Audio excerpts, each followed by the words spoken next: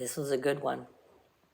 I made a video with this exact title back number 193. So you can look that up. Video number 193. I grabbed the same title again like I did Monday and Tuesday. I'm going to do this a little bit.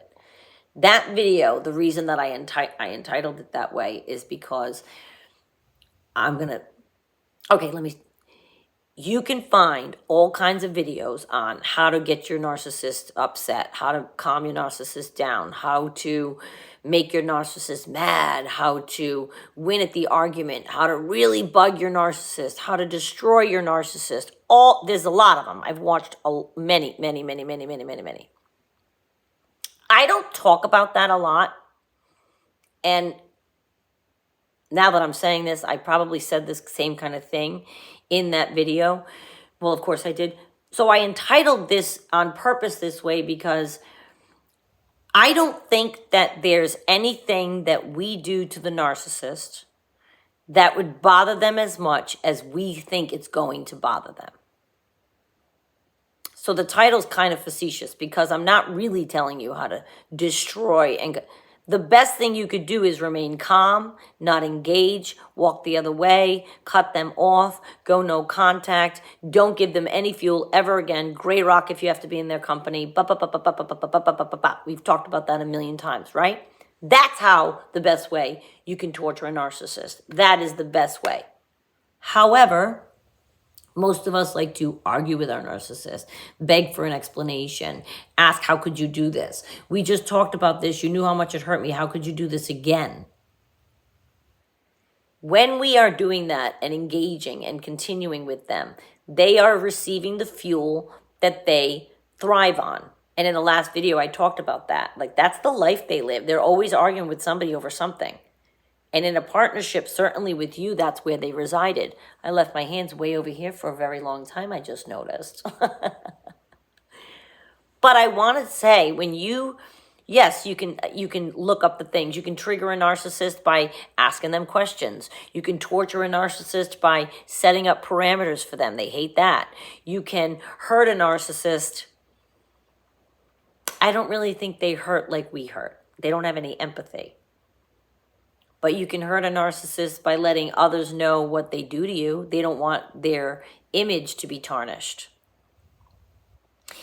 At the pool one day, a few years back, I was past it. I had a few disaster dates under my belt. We bumped into people we knew, and I was like, oh no, you had to hear. And what does my narcissist try to pipe up and say? All right. You don't have to explain it to them. He was mortified that I was tarnishing his image that he was trying to portray. That he was this attentive, suitor of mine who was moving chairs and trying to, okay. You can destroy the narcissist. Those videos are funny as well because they do, I guess, give you, the best way you can do it is I destroyed mine by destroying his image to his new supply.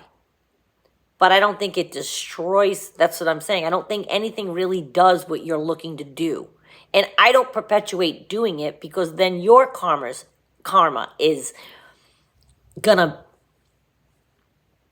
do you know what I mean? Like, I'm not trying to go out and cause an ex-narcissist harm. I'm not going out and talking about my peripheral narcissist behind their back like they continually do about me. I don't want that karma knocking on my door.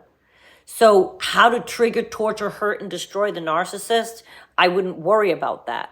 I would worry about getting yourself on track and not spend your energy on those things. I wouldn't waste your energy on those things because I don't really think it's going to trigger, hurt, torture, or destroy as much as you think, because we're thinking in terms of what we would feel if such an act was done to us.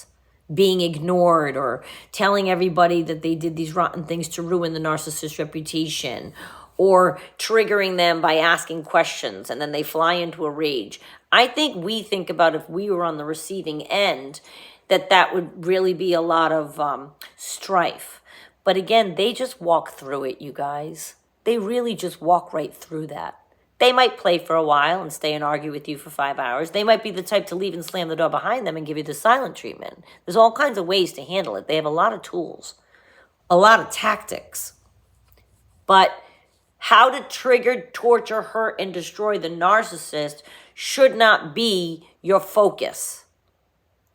I don't want to talk about it a lot because I don't want it to be anyone's focus. I don't refer to it a lot or make videos on these things because that's why I lumped them all together in one title so I could do it in one shot. I don't because I don't want you spending your energy on it. You can look it up. There's a million videos to tell you all different kinds of things. But I think that we serve ourselves better if once you're done, like you're done with your narcissist, I think we serve ourselves much better if we move on forward in our life and try to now concentrate on ourselves, gaining your inner peace, getting back to you, getting back to doing what you do for yourself, because the narcissist takes up a lot of time, right? All of our time. So maybe you've ignored everything in your life. Well, how to trigger and torture and hurt and destroy the narcissist is showing them how happy you are, is moving forward with your life. That has nothing to do with actually actively trying to do any of the aforementioned to the narcissist. You living your best life, you being happy, you gaining your success, getting that promotion, going on that trip. And I'm not saying you got to post pictures and triangulate. I don't even think my ex even knows I'm online. He wasn't savvy like that. We're not in contact anymore. I don't know that my stuff would show up, right? But I'm living my best life and happy. So I don't need him to know that. I know that if he knew how happy and wonderful my life is going, it would trigger and torture and hurt and destroy him. Because he loves me? No. Because of jealousy. They don't want anybody moving forward without them. They don't want your life happy. Theirs is miserable. How dare you live this kind of life? They're the ones who are grandiose and fabulous. They're the ones who are magnificent and should have everything in the world because they feel entitled. What do you mean you're all kinds of happy over here? What's going on? What do you mean? And we don't even have people in common. But it would be like, wait, what? Renee's happy? She's not missing me? Not pining away? No. Not even a little. Not even a little. So to my peripheral narcissist who's in my, like, knows my, I'm sure this is killing her. Oh my God. Killing to know that, oh, she is happy. Her life is going well. She's not upset that I'm no longer in it. God, you guys, that was like a piece of air. She's absolutely not still ruminating. Her ways are to leave this behind and never to deal with it again.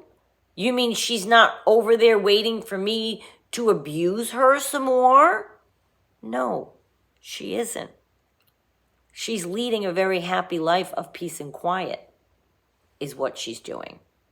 So I feel like to torture your ex-narcissist, for them to see that you are successful, happy in your life, it does not mean you have a partner. I have a lot of people think that. Well, doesn't he wins? He wins. He has a partner. She doesn't. So I don't want a partner right now. So do I lose because I guaranteed my ex-narcissist is miserable. But I'm not miserable at all. So who wins? That would torture him to know that I'm completely blissfully happy in my life. And that no effect did encountering his company have on my life. And they still, when they're still going through all the kinks of their life and the arguing and the path of destruction they leave, and they see that you don't have I don't have any of those things that a narcissist deals with. I don't have a path of destruction of people that I've destroyed. I don't have a path of hurt people that are no longer in my life who really should be. So whether it's the peripheral narcissist, an ex-romance narcissist, a family friend, business partner, romantic, we always say it could be in any role in your life. For you to carry on and be the best you can be serves you best better than trying to figure out a way to do all those things to them. Takes your mind off of them, makes you concentrate on yourself, makes you value yourself, and forget how to trigger, torture, hurt, and destroy them. I don't want you spending even an ounce of energy on that.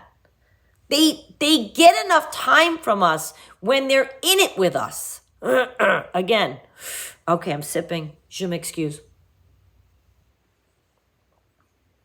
My cup from Quebec because les Québécois are in town. We have a family wedding, so my cousins from Quebec are here. So I drink coffee out of this today in their honor.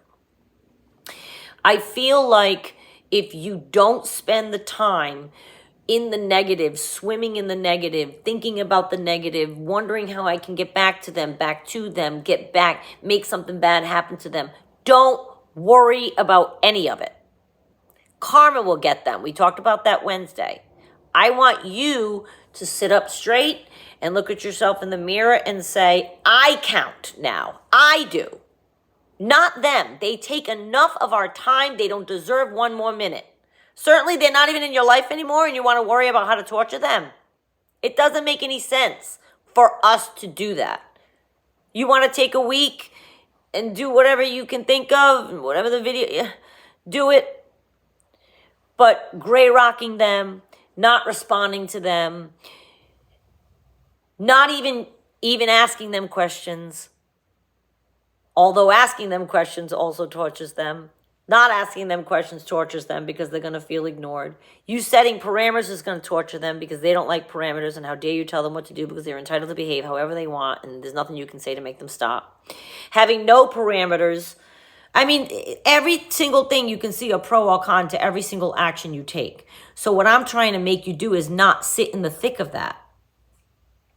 Be free of it. Make a wall. Your relationship was over here. Make it be part of your past. Don't continually try to say, well, I can do this or nothing. No, nothing you do should be motivated by any narcissist that's in your life or not, or no longer in your life. Nothing I do is motivated by anything other than my own goals inside. Obviously, this channel was started because I wanted to help people understand this, right? That's still my goal. That's what motivates me.